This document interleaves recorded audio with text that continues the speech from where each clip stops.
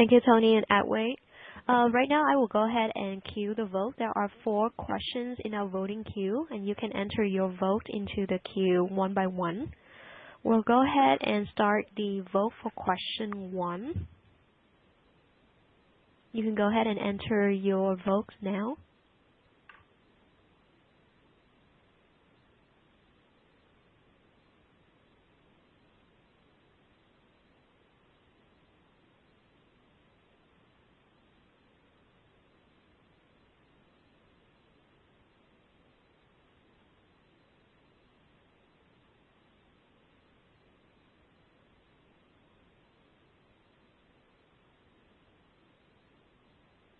Okay, our vote for question 1 has stabilized. I will end the vote for question 1 and start the vote for question 2. You can now enter your vote for question 2.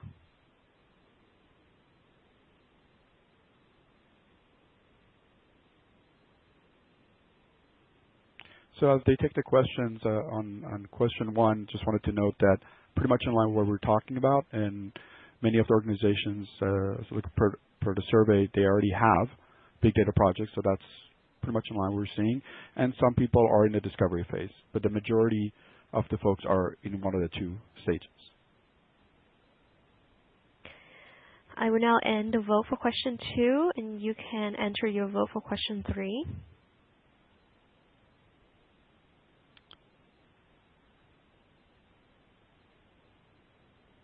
So question 2 was more specific around what type of big data infrastructure you're using, whether it's Hadoop or Spark, I guess, whether it's batch or stream based. And 50% have said the security monitoring groups are investigating and planning in one of those 2 infrastructures. So, and that's again in line with what we're seeing, right? Those are typically the 2 organizations that are trying to bring this network data into the big data infrastructure. I will now end the vote for question 3. You can now enter your vote for question 4, which is the last voting question.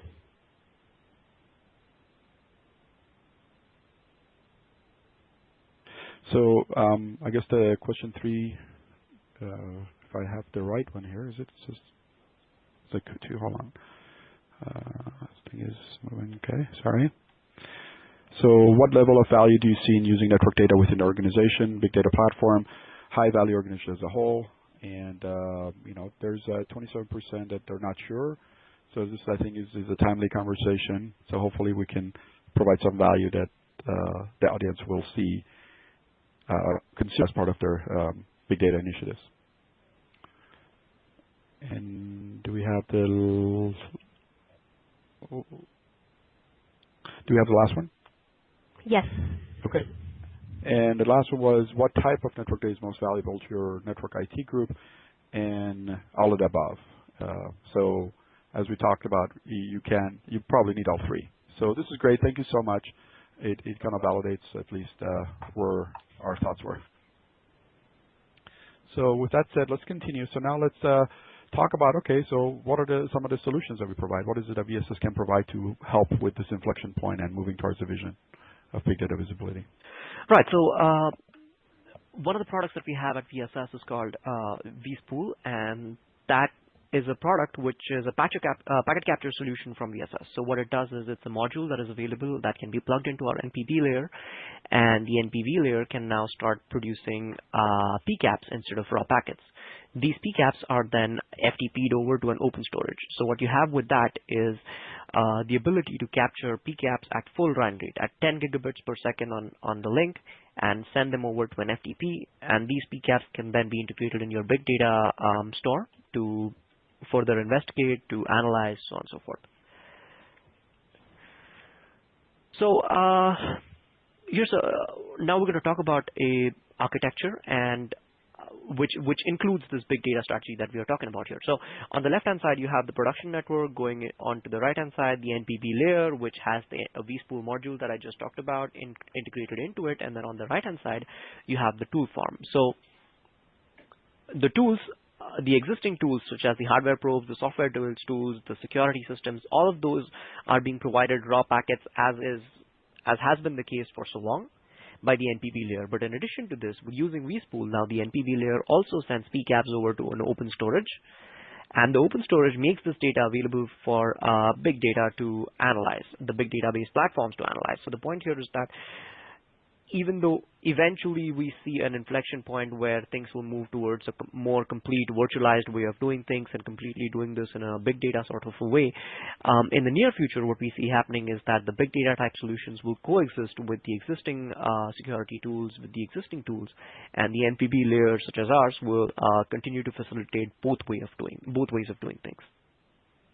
So, and again, one of the points I wanted to bring up is that the vSpool is, another custom feature or functionality we're adding to the system, right? So, first was feeding this, solving the contingencies problems we had about spam contention, provide, breadth of coverage as far as visibility with the vMesh architecture. And now we're adding, the connection point. And the first point was trying to get PCAPs, because really what's happening, sometimes you don't know what you're looking for, particularly on the security. How do you solve the unknown problem, right?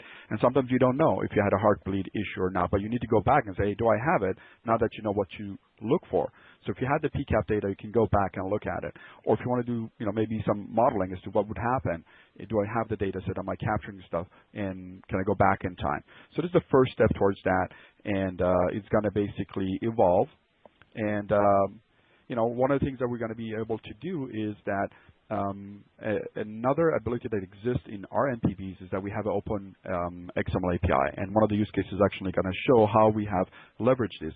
But the idea is that this vSpool functionality, ability to capture the data that you need, can be throttled down or upwards. It can be triggered based on specific intelligence you have. Maybe it was that some one tool triggers on a snort signature, or it's some anomaly traffic with your performance monitoring tool, some jitter thing that they see, and you want to start capturing more traffic from that particular VLAN, right? So that's a triggered event. Or it could be a governance or compliance issue. We say, hey, I have to store this data in this particular space for this amount of time, and you want to have a continuous monitoring. Specific users doing certain things, right? You want to monitor FTP or your egress points. So if something happens, you know who did what.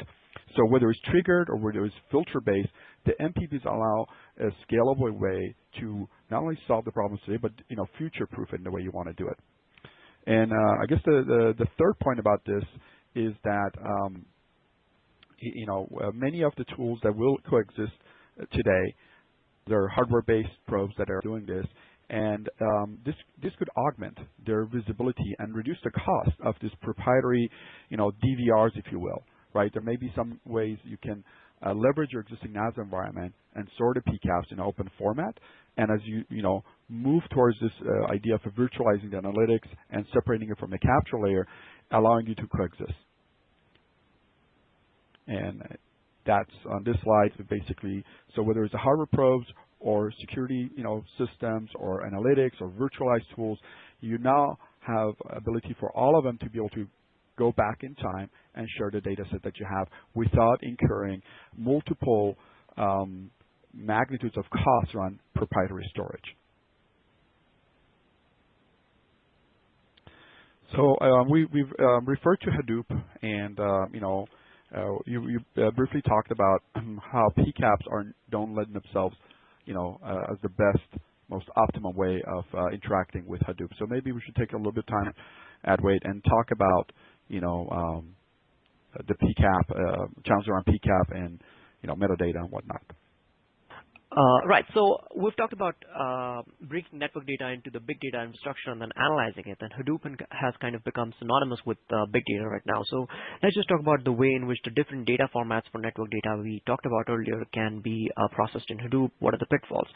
So metadata and flow data, these are usually stored in text-based formats, for example, like a comma-separated value or a tab-separated value files. And those are very easily processed in Hadoop.